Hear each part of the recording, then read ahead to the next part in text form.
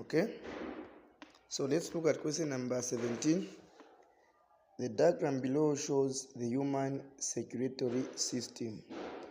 Which of the labeled parts A, B, C, or D carries oxygenated blood at lower pressure? Which of the parts A, B, C, or D carries oxygenated blood at lower pressure?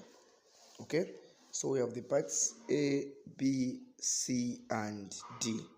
So let's first identify these parts. So part A is the pulmonary artery. Then part B is the pulmonary vein, and part C is the aorta. Then D is the left ventricle.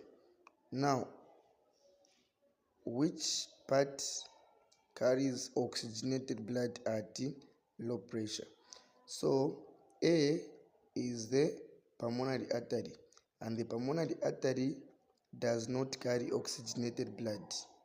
It carries deoxygenated blood from the heart to the lungs. And then D is the left ventricle, and the left ventricle does not carry, it only pumps blood, okay, at high pressure to the aorta, which is C. So D is the left ventricle, which pumps blood at high pressure to the aorta, which is part C. So part C is the aorta. The aorta is an artery which transports blood from the heart to the rest of the body. So C is the aorta. The aorta transports oxygenated blood at a higher pressure from the heart to the rest of the body.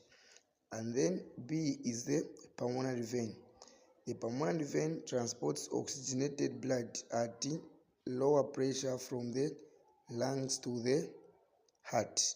And looking at the distance from the lungs to the heart, we have a short distance. So blood is being transported at a low pressure because of the distance. The distance between the lungs and the heart is very small. So blood is carried at low pressure. So the answer is B. B is the pulmonary vein.